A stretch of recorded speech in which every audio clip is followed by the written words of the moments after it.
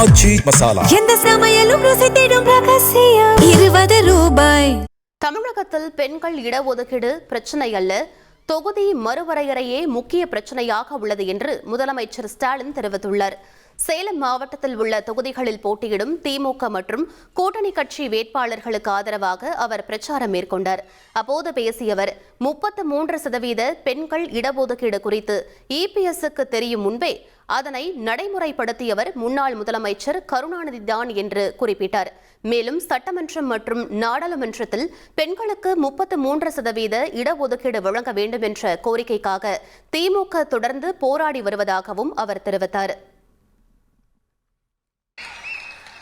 நம்மை பார்த்து பெண்களுக்கான இடஒதுக்கீடு வர்ற நேரத்தில் ஏதோ சதி பண்றாங்க, திமுகவுக்கு இது பிடிக்கல என பழனிசாமி பேசியிருக்கிறார்.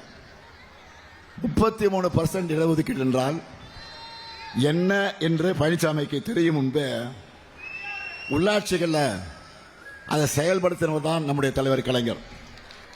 இதை அப்பவே 50 விழுக்காடா நடைமுறைப்படுத்தியவன் தான் உங்கள் முன்னால் நிற்கிற இந்த ஸ்டாலின்.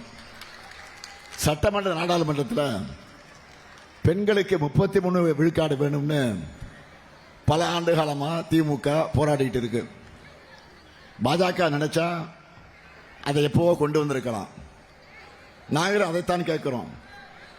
ஆனால் தேவையே இல்லாமல் சென்சஸ், தொகுதி மறுவரை என சம்பந்தம் இல்லாத விஷயம் கூட அதை முடிச்சு போட்டு அது நிறைவேறக்கூடாதுன்னு பாஜக நினைக்கிறது.